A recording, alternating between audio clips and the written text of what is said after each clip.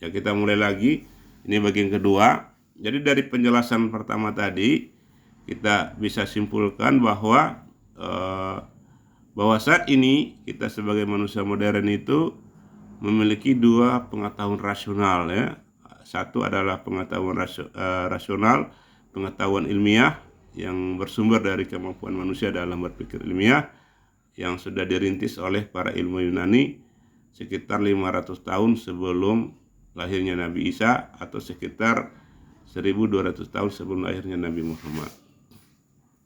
Nah, kemudian adalah pengetahuan Islam sebagai pengetahuan rasional yang murni datang dari Allah sebagai pengetahuan rasional pertama dalam sejarah peradaban manusia.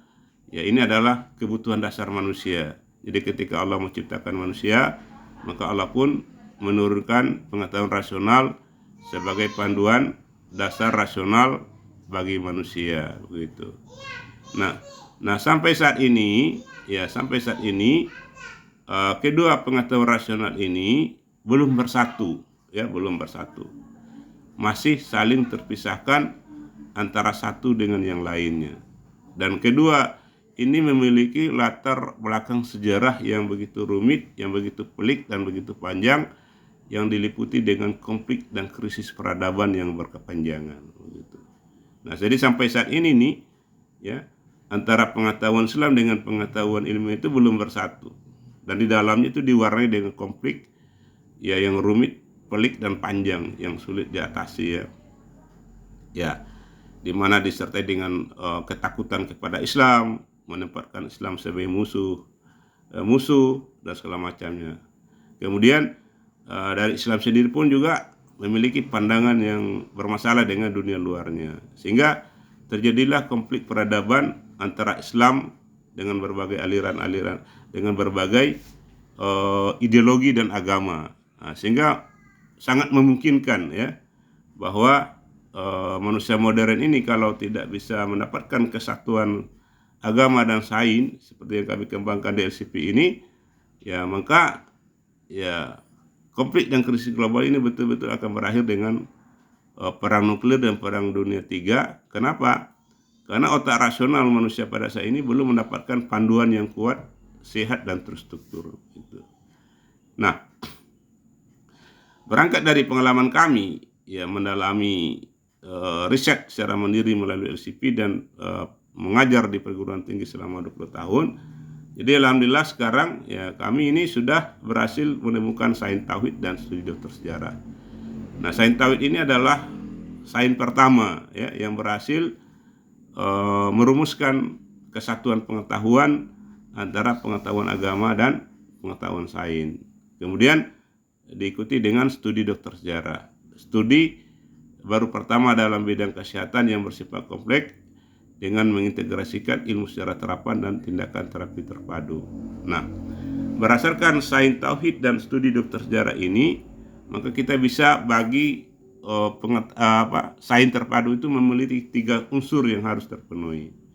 Yang pertama adalah konsep dasar yang rasional. Ya, konsep dasar rasional, ya, itu disebut dengan kalimat tauhid.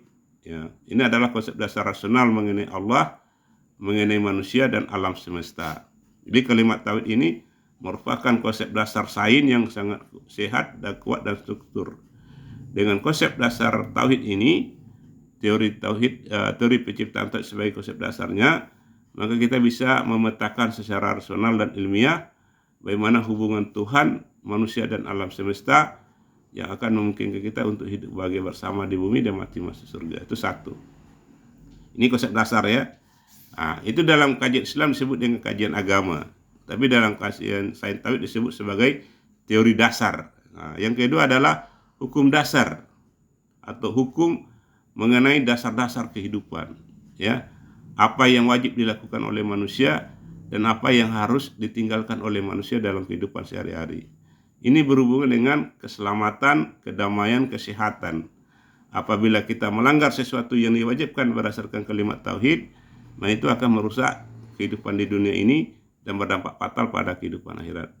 Dan apabila kita melakukan sesuatu yang diwajibkan berdasarkan kalimat tauhid, maka itu akan memudahkan kita untuk menikmati hidup damai, sehat dan sejahtera bersama secara adil dan manusiawi. Jadi yang kedua adalah mengenai hukum, mana yang wajib dilakukan dan mana yang harus ditinggalkan, ya itu.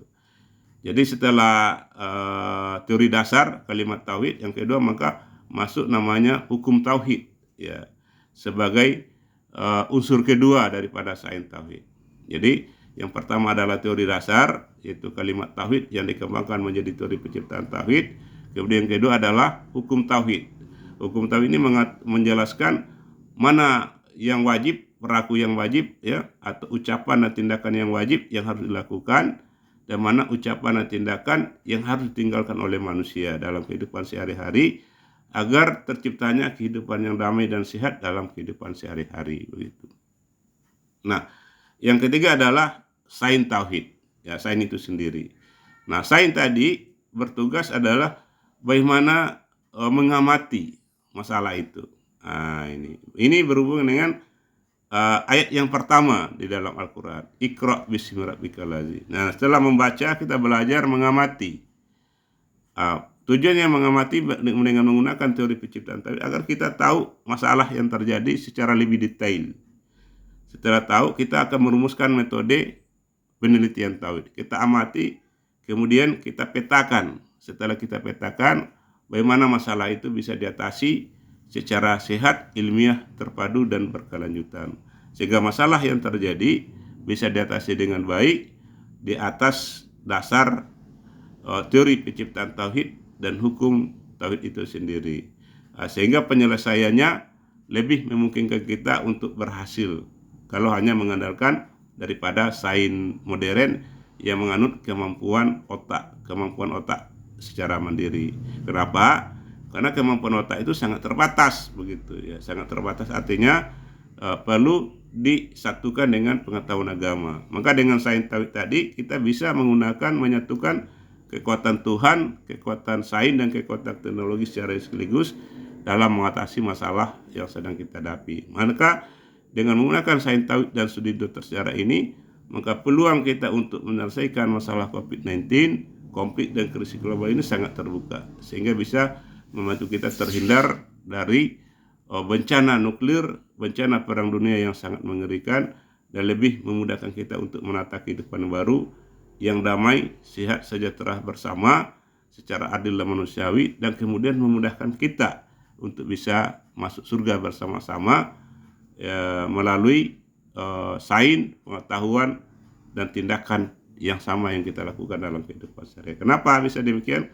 Karena pengetahuan, kemudian sains, kemudian bidang studi, dan tindakan yang kita lakukan semua sudah disandarkan kepada Allah Subhanahu wa Ta'ala melalui sains tauhid sebagai sains terpadu, sebagai sains yang memperbaiki atau melengkapi apa yang kurang daripada sains modern yang menganut teori dualisme pengetahuan.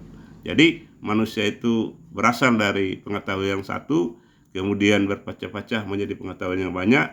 Dalam bidang sains menganut dualisme pengetahuan, maka kembali ke menjadi pengetahuan yang satu, yaitu di bawah panduan Allah Subhanahu wa Ta'ala, untuk memudahkan kita bisa menikmati kebahagiaan ganda. Apa itu kebahagiaan ganda? Yaitu hidup damai, sehat, dan sejahtera bersama secara adil dan manusiawi. Kemudian juga bisa pula masuk surga bersama-sama melalui sains, studi, dan tindakan yang sama yang kita lakukan dalam kehidupan sehari-hari. Ya, saya rasa demikianlah gambaran daripada sains tauhid sebagai sains terpadu ya pada pagi hari ini. Semoga bermanfaat, dan jangan lupa subscribe, like untuk pengembangan kajian ini sehingga bisa memberikan manfaat pada kami sendiri dan para sahabat, sekaligus memudahkan kita untuk meraih hidup baru yang lebih baik di masa yang akan datang. Wassalamualaikum warahmatullahi wabarakatuh.